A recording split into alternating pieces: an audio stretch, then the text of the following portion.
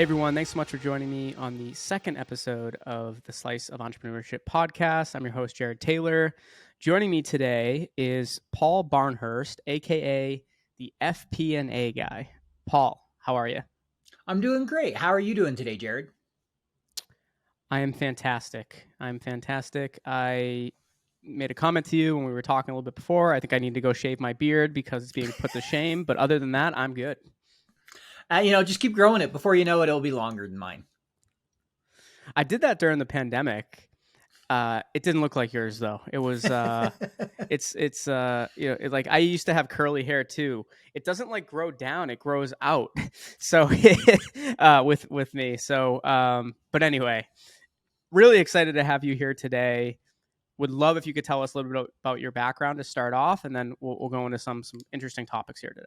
Yeah, so I'll give you kind of the quick rundown. I started my career in procurement working for the government. Pretty quickly said that's not where I see myself for a career. Moved over doing a little bit of data analysis. Went back to school and ended up doing a MBA in finance and a Master of Science in Information Management.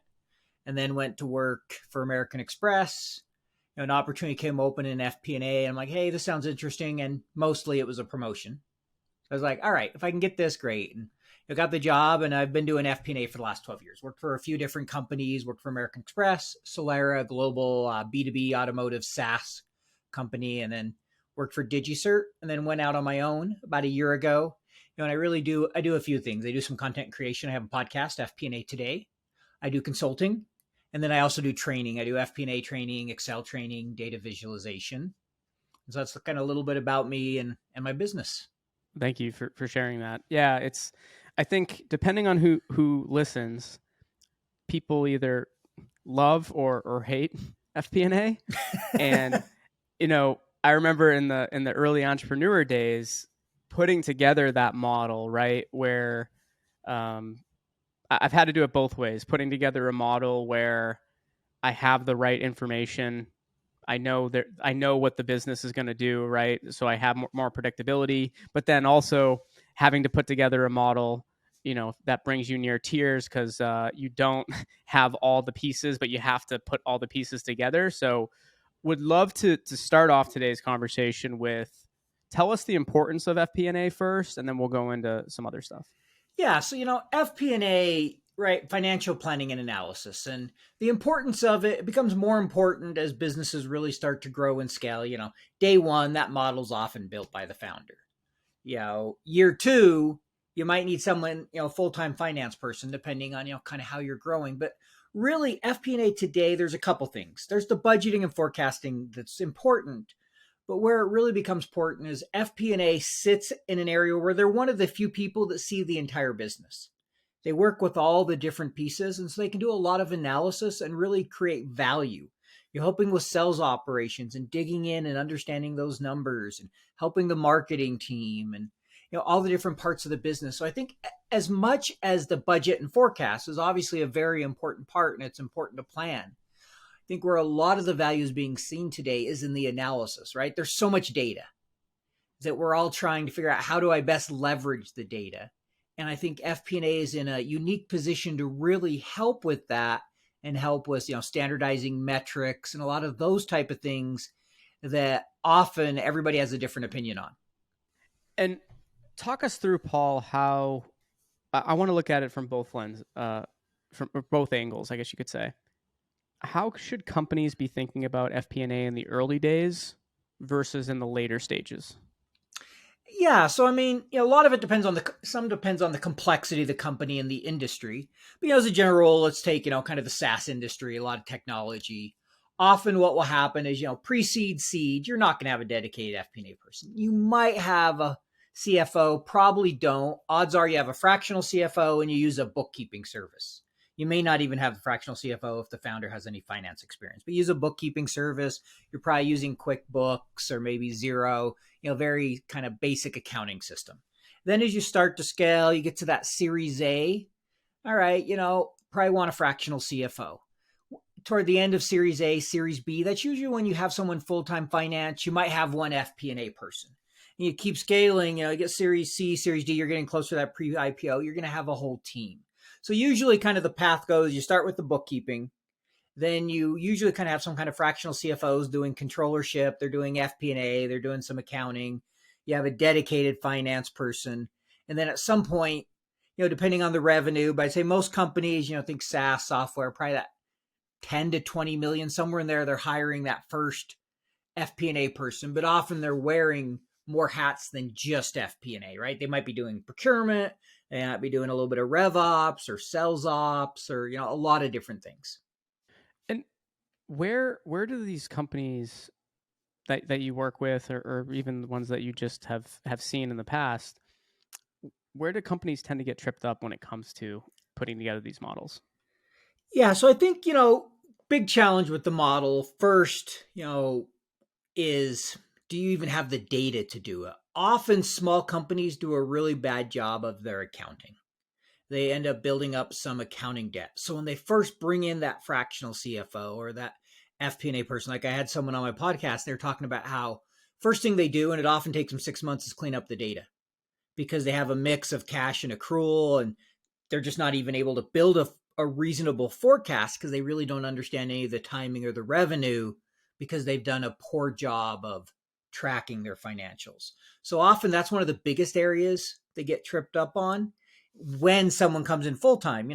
Obviously from day one of building a model, I think some of the big challenges are the assumptions because you really don't know, right? Yeah, you might know the size of the addressable market, but okay, does that mean I can get 1%, 2%? And those have huge differences, right? That 1% might be the difference between 10 million and, 20 million or 30 million or whatever. It can have huge differences. And when you're raising funds, you want to be real careful what you think you can do. Yeah, because I mean, what I've seen with other entrepreneurs is it's in that first model that you Mm-hmm. share with investors because they're going to want that in the due diligence. It's not so much too about the end result, but what are the explanations? What is your thought process with those assumptions that you mentioned? I think sometimes people overthink it too. I know Mm-hmm. I certainly did in the early Yep. days when I was putting together these models. I'm like, or you overestimate, which just Yep. entrepreneurs in general, right? Like we want to Yeah. always think that the future can be a lot bigger than We're going to maybe it conquer will the be. world, that mentality, and it can come into the financials. Yeah, it's so I think too. One of the things I wish I knew, and you said it perfectly, right? Is uh, you're correct me if I'm wrong, but you're not saying for these early stage companies when you bring on that fractional CFO at some point, it's more common than not that they're going to have some accounting debt. Is that fair to Mm-hmm. say? Correct. Yes. Okay, so entrepreneurs should not feel super over like whelmed to the point like I'm in a class of my own. Maybe why did I set it up this way? That's more common than everyone having it figured it out Yeah, from the start. unfortunately, it is more common. It's getting better because the tools are getting a lot better, right? The software, the technology makes it much easier to classify. What I recommend is, they should think about it. The problem is most of them don't because, that accounting debt makes it take longer to raise funds. Because let's say you turn over the model, you turn over your financials, and they're a mess, you're going to have a lot more questions. You're going to extend the due diligence. So it's worth, spending a little extra to get somebody good. You obviously want to manage that because you got to scale and, sales comes first and product. But I had a guy on my podcast, Casey Wu, that's worked with a lot of startups. And he talked about you have technical debt, you're, very similar to that. You have accounting debt, you have finance debt. And his advice was, hire someone in-house as early as reasonably possible. I mean, obviously you have to scale to a certain point, and those first days are going to be the founder. But don't put it off to the very last thing you do because there's a lot of value that can come from FP&A. So I would say most probably wait longer than they should and don't think about it enough, but don't completely stress and be like, okay, my accounting is a mess. All hope is lost. Because no, the reality is that's pretty common. We want to talk a little bit here today too about some of the tools in this space that you were just saying that we didn't really have before, but we do now. There's a lot, right? There's the Mm-hmm. new types of credit card companies that make it a lot easier for startups to have access to some sort of credit. There's the different types of accounting software that currently exists. There's the project like FP&A tools like that Brex just acquired one like Pry and some of these other ones. Talk us through some of these tools that you've either used or you've taken a look at and why you like them.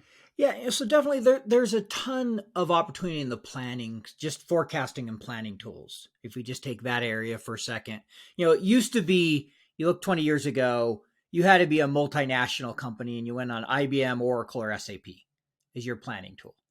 And then you started to see other tools come into place, your planfuls, your adaptives, but they were still focused on the mid market. Maybe it was 20 million and above type of thing, 50 million and above. Today, you have the entire range. You have a lot of tools out there, and very much one's designed for sometimes even, pre-revenue to help you build the model.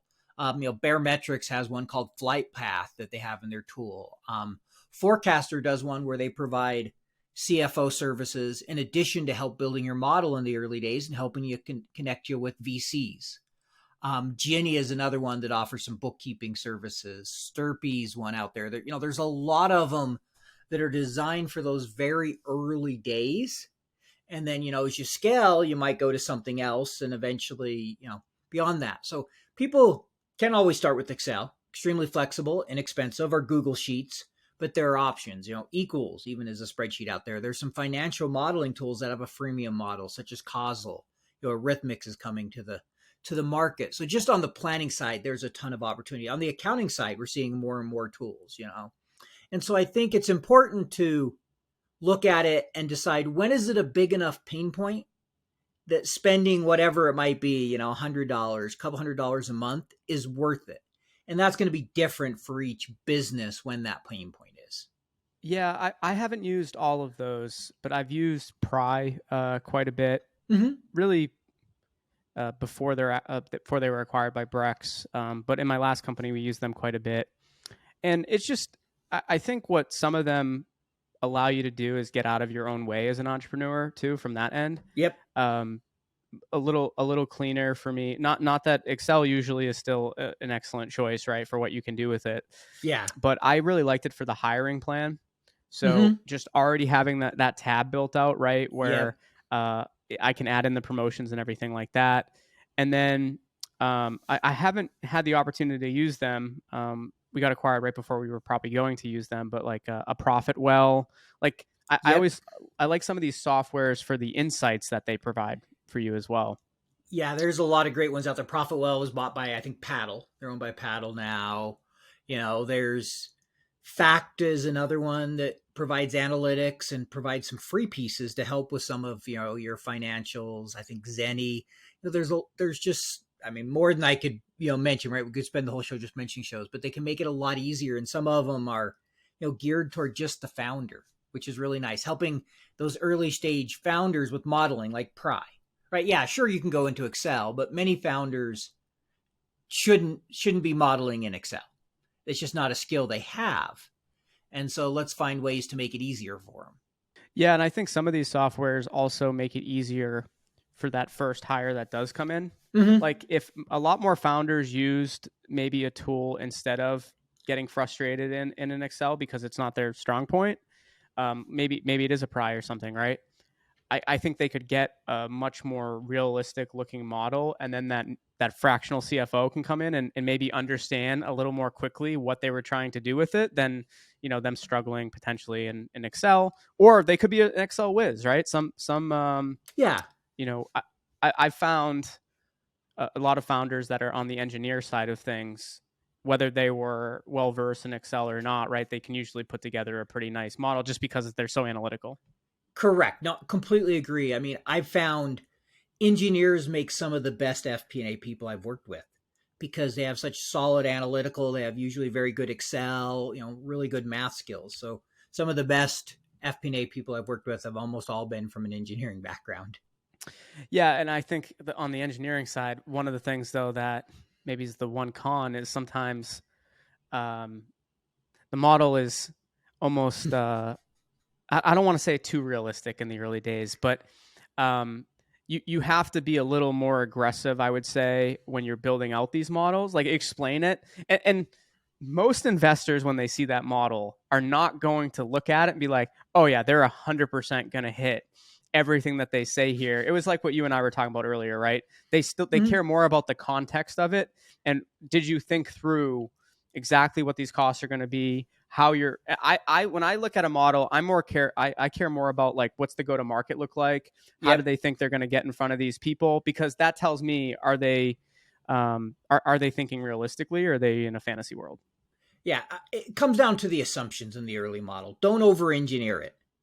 Keep a high level, focus on assumptions that you can support and that have logic behind them. Yeah. Could people challenge them? Of course they can. Hence why they're assumptions, right? Nobody's model's perfect. Is I had one time I was in like I think it was within $1 one month on a $10 million forecast. I was like, "You're really good at forecasting." I go, "No, if I was that good, I'd be sitting on a beach somewhere because I would have bet on the stock market. I wouldn't be working here. I just got lucky." Right? Yes, I try to be directionally correct.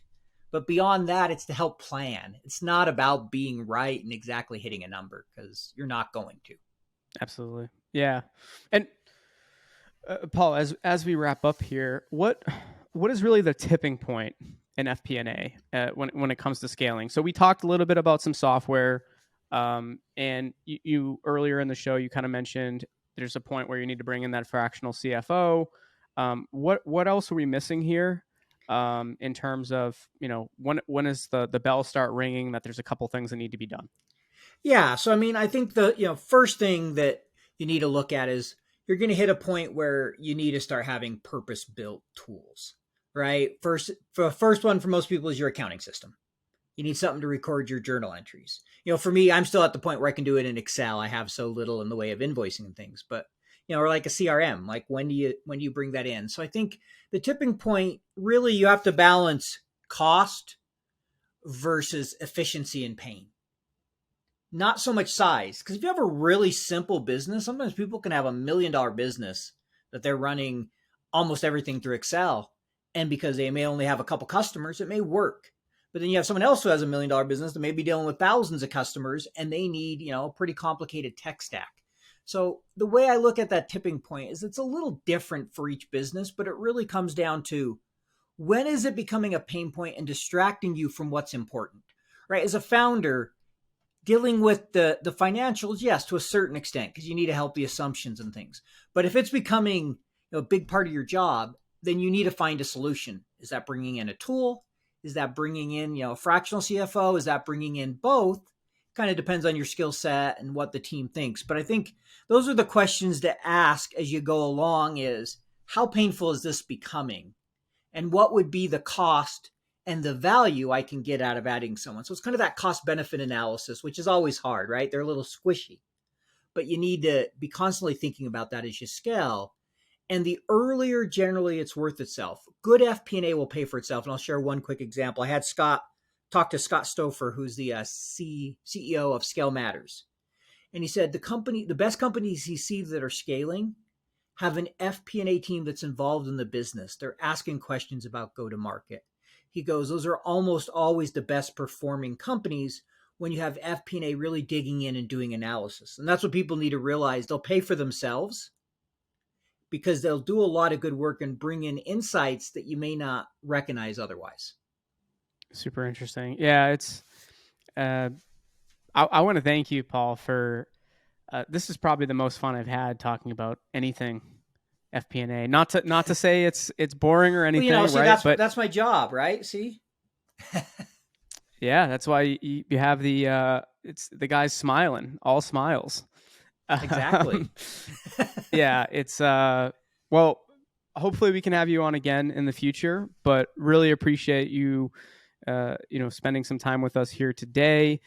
Where can people learn more about you? We'll also, shout out your podcast if people want to continue listening to more things FP&A related. Sure. Yeah, no, I appreciate that. So first, LinkedIn. You can find me there. Paul Barnhurst. I'm known as the FP&A guy. My website is thefpnaguy.com. You can find my podcast there. You can find it on any podcast platform. It's called FP&A Today, and we do weekly episodes. Love it. Well, excited to stay in touch with you, Paul, and wish you all the best of luck. Thank you. Appreciate that, and good luck with your podcast and all things you have going on.